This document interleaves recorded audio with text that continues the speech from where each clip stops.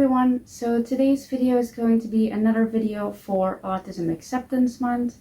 Now today's video is also going to be a video that not everyone might be interested in, but I decided to make it anyway because it's something that I want to talk about, because I feel like it can be quite an important subject for people like me. And so today's video is all about how my autism interacts with my physical issues. Now before I fully get into the subject of this video, I do just want to say I'm not wearing clothing with like blue on it, or my bedding is not like blue because of Autism Acceptance Month. That's just a coincidence. Quite a few things that I own have blue in it, and I forgot that the whole like blue thing is a thing during Autism Acceptance Month when I started picking out my outfits and when I changed my bedding. So yeah, that has nothing to do with Autism Acceptance Month. I don't support that. I don't support the organization that started the whole like blue thing. In case you don't know what I mean by that, it's like linked to Autism Speaks, which Autism Speaks is not a good organization. So yeah, you can do like research on it as to why it's not a good organization. But yeah, I am going to get into the video now. But again, nothing that I'm wearing or the bedding is linked to like the Autism Speak stuff. So yeah, let's just get into the video. So first of all, as I'm filming this, it's currently still March. Now, the reason why I mentioned that it's still March is because I'm obviously like pre-filming these videos because this will come out in April, likely at the end of April, I think. And at the end of April, I have a doctor's appointment where I could potentially get a diagnosis, but currently as I'm filming this, I am undiagnosed with any of my health issues. My autism is diagnosed, but my like health issues, my physical issues, the reason why I use a cane, which hopefully you can see it, none of those are diagnosed. We do have an idea as to what I have, but no doctor wants to give me a diagnosis, which is obviously very frustrating. But yeah, I have to say it in the beginning of this video because obviously I don't have any like first-hand experience on what it's like to be actually diagnosed. But as you're watching this video, I might be diagnosed, and if that's the case, I will put it in the description. So yeah, check the description out if you actually want to see if I'm diagnosed at the point that I upload this video or not. And yeah, maybe I'll make like an update to this video in a little while, like a couple months, to see like what I think about being diagnosed and then also having autism. I don't think it's gonna be a lot different, but yeah, I just wanted to say that because I know I'm probably going to get some comments that are like, oh, you talk about your physical issues in this video, what's your diagnosis? The answer is I don't have one yet. Hopefully by the time I upload this video I will, but the chance is quite small. So yeah, check the description to see if that has changed. So yeah, let's just again fully get into this video. Now let's actually get into the subject of this video, which is obviously, again, how my autism like interacts with my physical issues, which again aren't diagnosed yet. But the first thing to me that I thought of when I thought of this like video idea is how difficult it can be for me to know what the cause of a problem is. Like for example, I have a lot of light sensitivity, meaning like I have like blackout curtains basically, and I don't open them completely. Like even as I'm filming right now, I just have like a small section of my curtains open, and even that is already like a bit difficult for me to deal with. It's the reason why sometimes in my videos my lighting can change. But yeah, the whole thing about like why I have light sensitivity, like I would say that mainly it's from my autism, because that is like a symptom of it. Like you are very sensitive to like light and sound and stuff like that. But I feel like sometimes it's not because of my autism, and it's because I'm gonna get like a migraine or something like that. And being able to tell the difference between those things is very difficult, not just with like light sensitivity, but with like a lot of other stuff. Like just knowing what the cause of a symptom is, whether it's like my autism or it's like a physical issue, is very difficult sometimes. And I feel like I don't really know a way to help that. Like I'm not making this video to like help you differentiate like what is the cause of the problem, like my autism or physical issues. Like I'm not making this video for that. I'm just making this video because I wanted to make it and to talk about these things and how it can be difficult for me to know like what the cause of a problem can be. So yeah, I'm not making this video to like help anyone really. I'm just making it because I want to make it, which probably sounds a bit weird, but like this is my channel and I make the videos that I want to make. So yeah, I'm sorry if that sounds weird, but like I'm making this video basically just for me, and hopefully it will also help someone else, but yeah, probably not. Now, another thing that makes my autism interact with my physical issues is the fact that I don't like certain things that could help my physical issues. Like, I physically do not like them because of my autism. For example, you have these like resistance bands, I think it's what they're called. I might be wrong, but these kind of like bands, and I have to use them for physical therapy, and my physical therapist like actually gave me one to use at home, and I really dislike the texture of it. Like, I have to like hold it in physical therapy with my hands, and I absolutely hate it. And again, that's because of my autism. I don't like certain textures. Another example of that is like knee braces. I used to have to wear them to school sometimes because my knees would dislocate, and I would sometimes just like take them off, like in the middle of the day, like in the bathroom. I would take them off because I couldn't stand the feeling of the fabric like on my bare skin, and I was willing to like basically like risk my knee dislocating again because I didn't like the texture of it. And I know that that sounds really weird probably, especially to people who don't have autism, but sensory overload is not a fun thing, and if you can do something to like prevent it from getting worse, like you're gonna stop the thing that is causing you the most like sensory overload. And for me that was the knee brace, and so I just took it off. And sure, like my knee would dislocate again, but at least I wasn't like in overload anymore. So, and again, I say all of these things knowing that to especially like people who don't have autism, like it's probably gonna sound really weird that I would risk like a physical issue just because of my autism, but like it's not that simple. Like, again, sensory overload is not a fun thing, and I'm not someone who gets like meltdowns very often because like hopefully you watch this video with at least like basic knowledge of autism. But basically you can have like shutdowns or meltdowns, and I mainly have shutdowns. I don't really have meltdowns, but it's stuff like sensory overload that can cause me meltdowns, and I would rather not get them. You know, if I can prevent them, then I'm gonna prevent them. And if I'm gonna give myself more physical pain just to prevent it, then I'm gonna give myself more physical pain because I'm used to pain.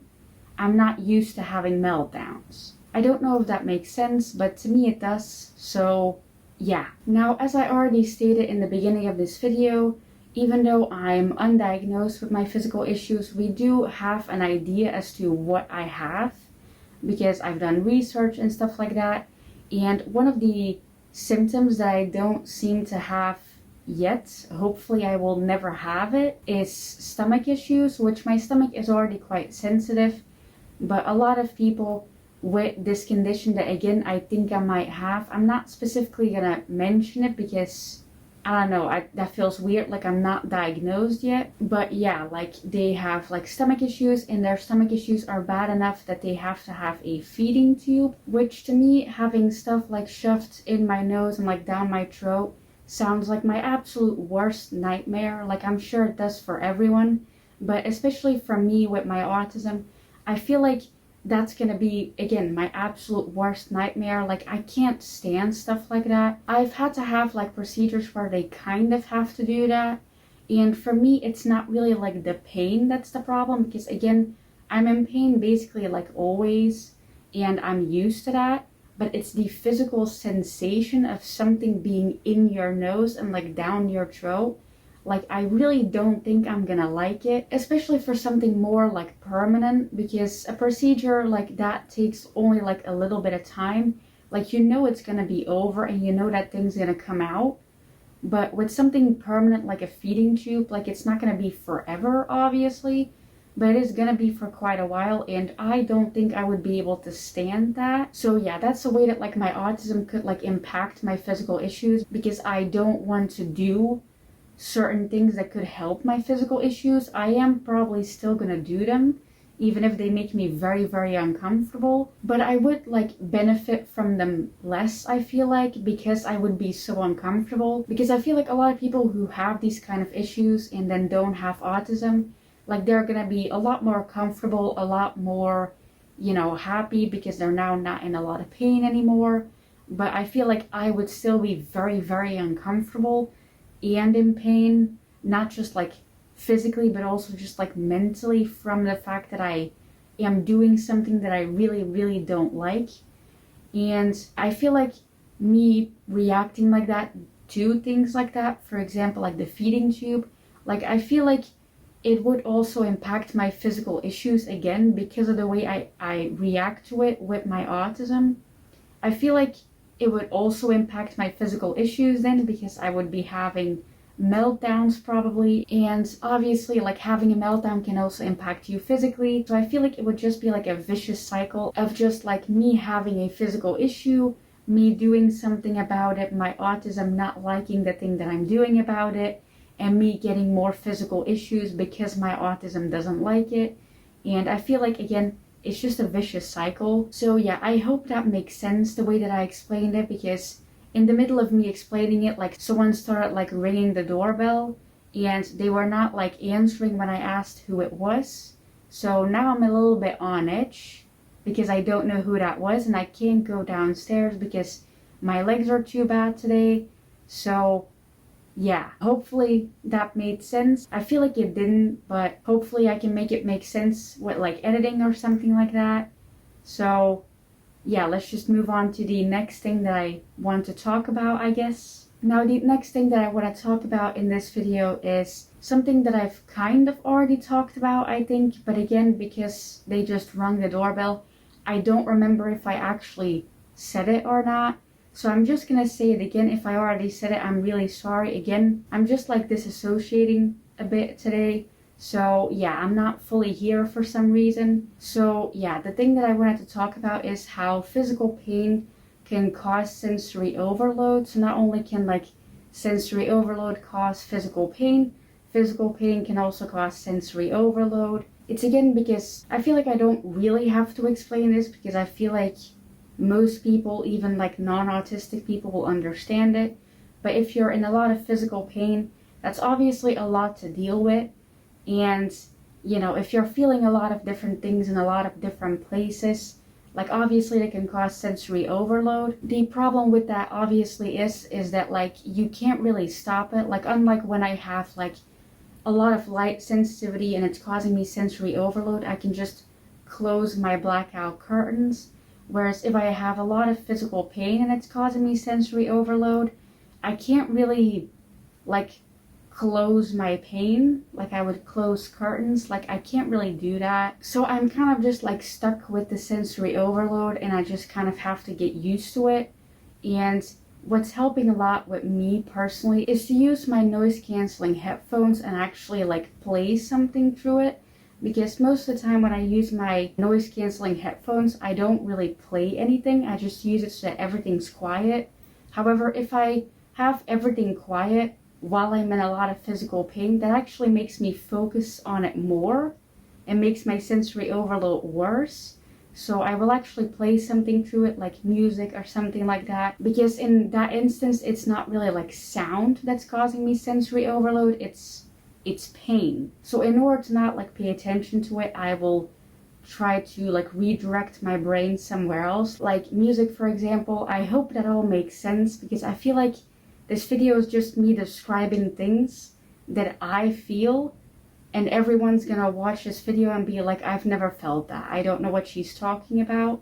But yeah, hopefully this at least makes a little bit of sense, and even if you don't experience any of this, you still understand what I'm saying and where I'm like coming from.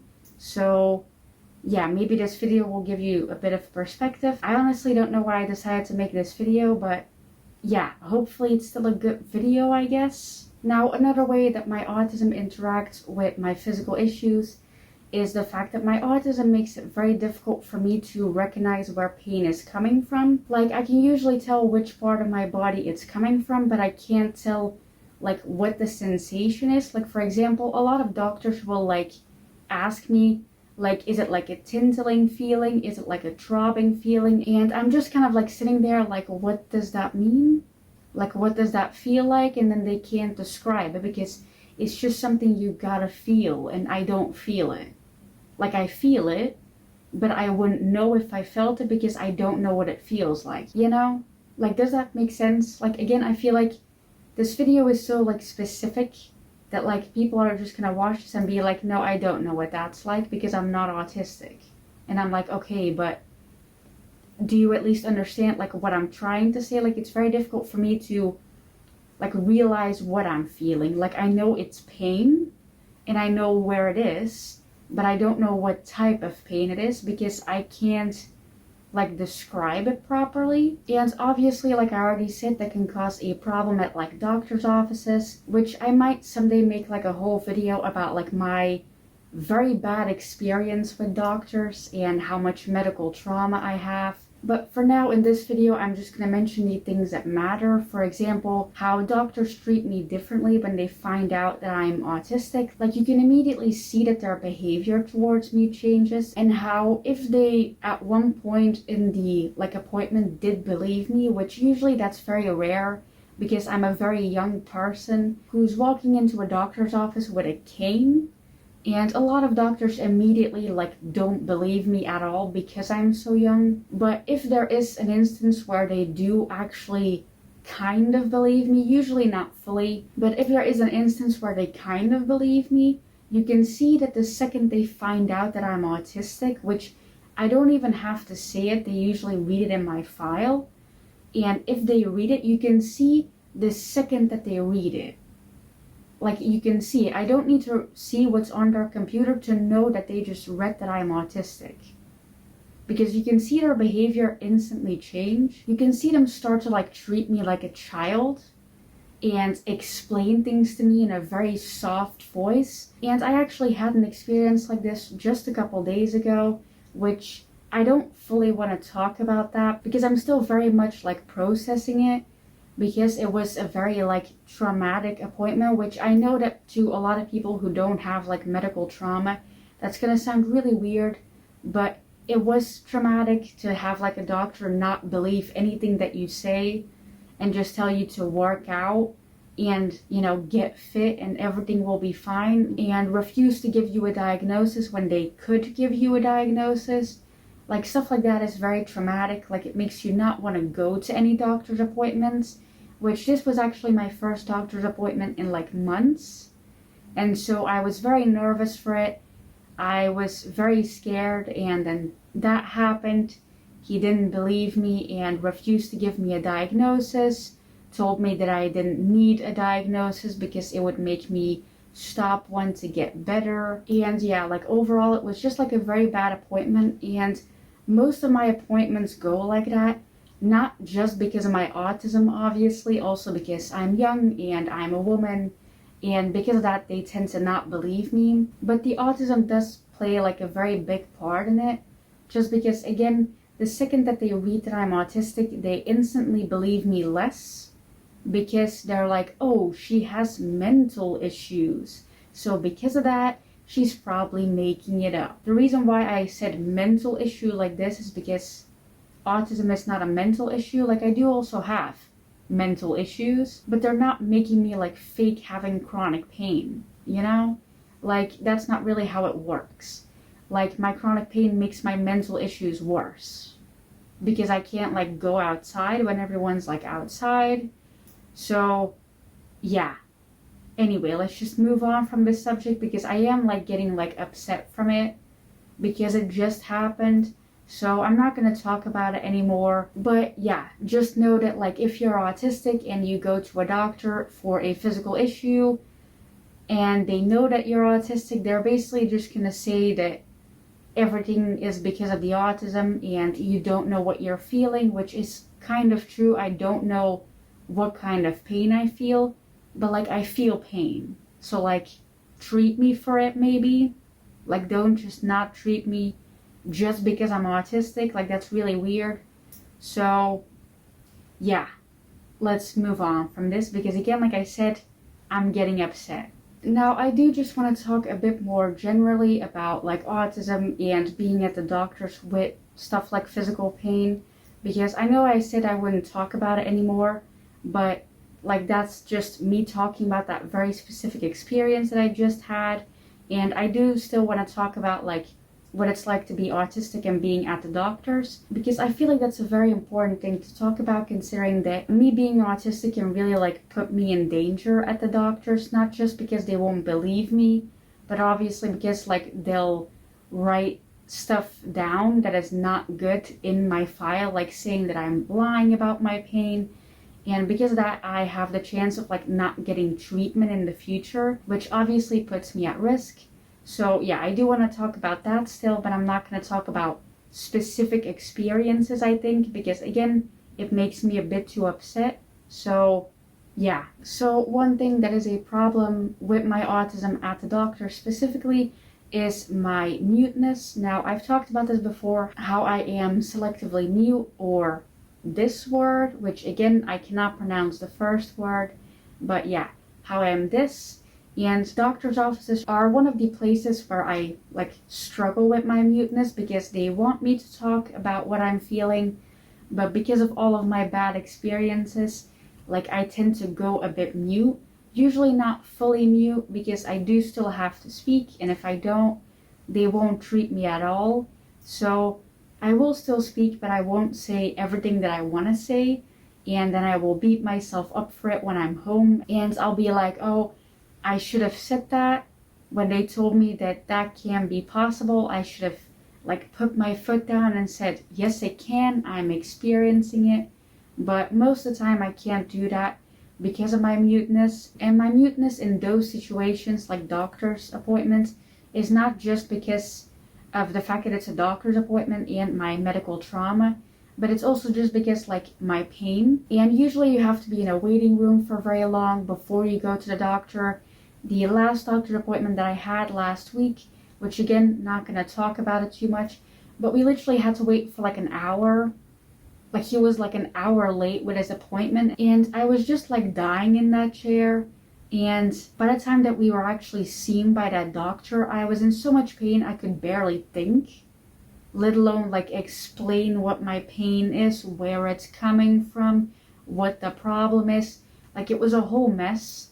But yeah, like my muteness does not just come from like the fact that it's a doctor. It's also from the fact that doctors are late a lot of times, and they really could make like the chairs in the waiting room a lot softer. Like you're really gonna make your sick patients who are there because something's wrong, you're gonna make them wait an hour in like a little plastic chair that breaks all of your bones. Like the logic is nowhere to be found. Like really, it's nowhere to be found. Now, another reason why doctors often do not believe autistic patients when it comes to like their pain is because autistic people tend to mask a lot, meaning that we mask like how we feel and what we're feeling because of trauma mainly. Like autistic people mainly mask because of trauma that they've experienced. And there's obviously also other reasons why you mask. But yeah, because autistic people mask their pain, it usually doesn't look like we're in pain. Like I'm in pain right now. And if I ask you to tell me where I feel pain currently, I'm guessing that you won't guess correctly. And in case anyone's wondering right now where my pain mainly is, it's in my rib cage. So yeah, and before anyone also asks, no, it's not because of my belt. My belt is actually helping me like kind of like keep my back together. I don't know how to explain it, but anyway, because autistic people mask their pain, it can often look like we're not in pain. And obviously, if you're at the doctor's office, you kind of have to learn to unmask a little bit, not fully, because bad stuff can happen if you fully unmask. Like it can also put you in danger.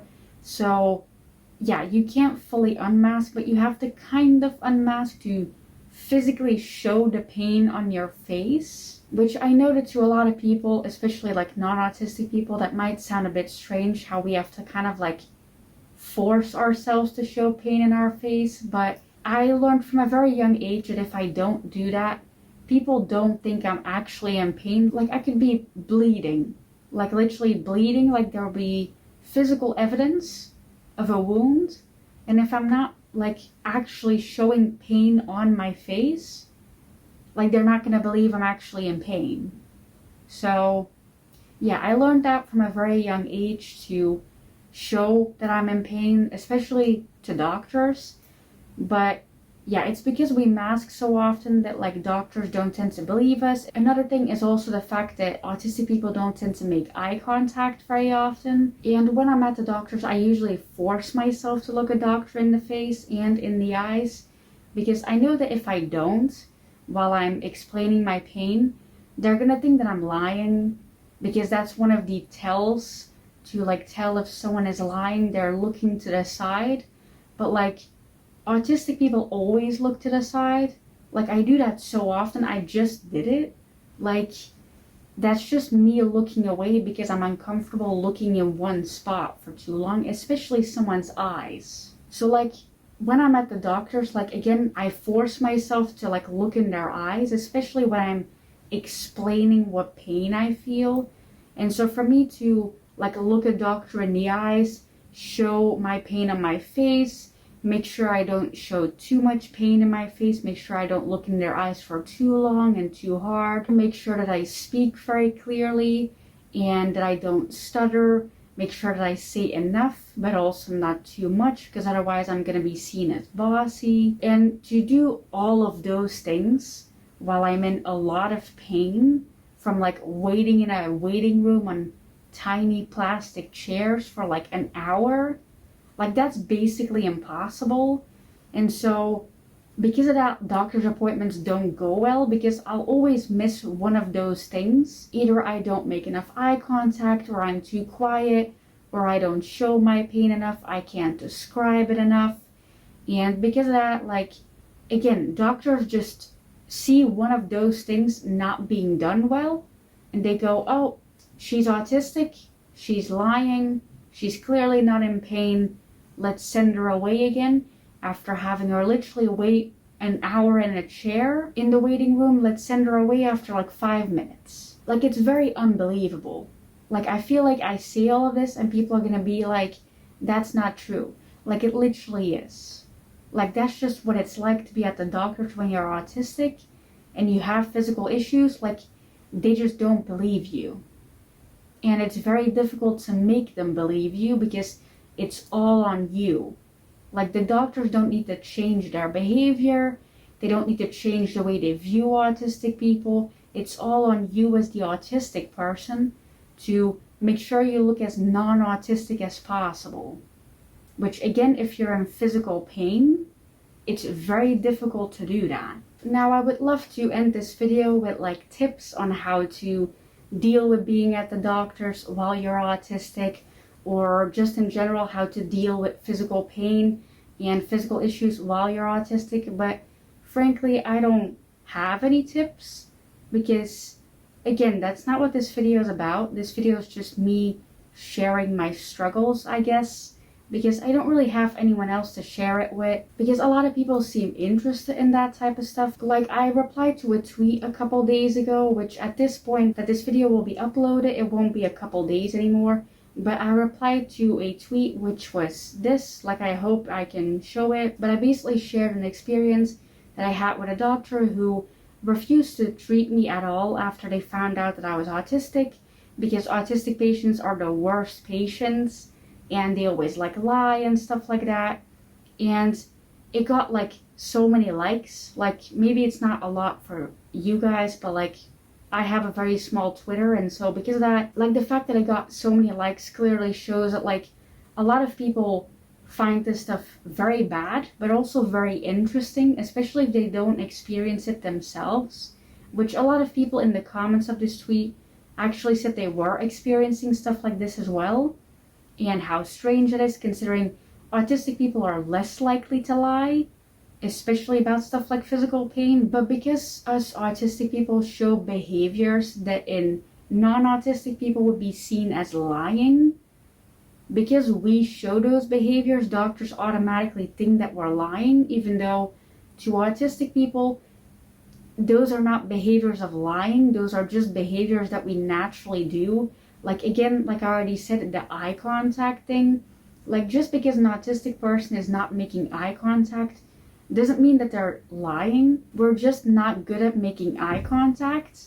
Like, it doesn't really have anything to do with like what we're saying even. It just has to do with the way that we interact with people in general. Like, even if I'm not speaking to someone, I will still not make eye contact with them a lot. So like, I'm not lying in that moment, I'm just not making eye contact. And again, like I said, because autistic people show these behaviors that in non-autistic people are considered as behaviors you show when you're lying, those doctors will see autistic people do them very often and will go, all autistic people are lying all the time, because they do all of these behaviors all the time. And yeah, that's not a good thing, obviously. Like again, like I already said earlier in this video, it shouldn't be on us autistic people to change every single part of our behavior. Like, it should be on doctors to be more educated on this stuff and to realize that, like, if they see a patient that's not looking them in the eye very often, like, don't assume that they're lying. Just assume that they don't like making eye contact. Like, again, it shouldn't be on us autistic people to change our behavior. It should be on the doctors to change the way that they look at autism. So, yeah, I hope this video was at least kind of helpful or informative or something like that. Again, I basically made it just for me because I wanted to make it and I wanted to talk about this stuff, because it is very frustrating to, you know, be undiagnosed, and the only reason why I'm undiagnosed at this point is basically just because of my autism and because I'm showing it at doctor's offices too much, and that's frustrating. And again, like I said, maybe by the time that I post this video I will be diagnosed, which if that's the case, then, you know, send your congratulations to me in the comments. But if that's not the case and you see in the description box that I did go to the doctor and I wasn't diagnosed, maybe don't mention it. Like, don't go, oh, I'm so sorry, because that's gonna make me even more sad, because the appointment that I have at the end of April is a very important one and is one that could potentially give me a diagnosis. And yeah, if I don't get it then, I am going to be very, very upset about it. I was already upset about this appointment, obviously, the one that I had a couple days ago, but that one was less important. Like, the one I have at the end of April is really important. And again, if I don't leave that appointment with a diagnosis, I'm going to be very upset. So yeah, just be a bit careful. Make sure to read the description. If you make a comment about how did your appointment go, like, make sure to read the description, because if I'm going to get a question like that, I will probably cry if I don't have a diagnosis. So yeah, please don't make me cry. I'm going to end this video now because I feel like this video is way too long and nobody's going to watch until the end. So yeah, if you're still watching, thank you for that. Thank you for watching this video. I really appreciate it. I hope you got something out of it, like information or something like that. But yeah, I am gonna end this video here. Again, thank you for watching, especially if you watched until the end, and bye.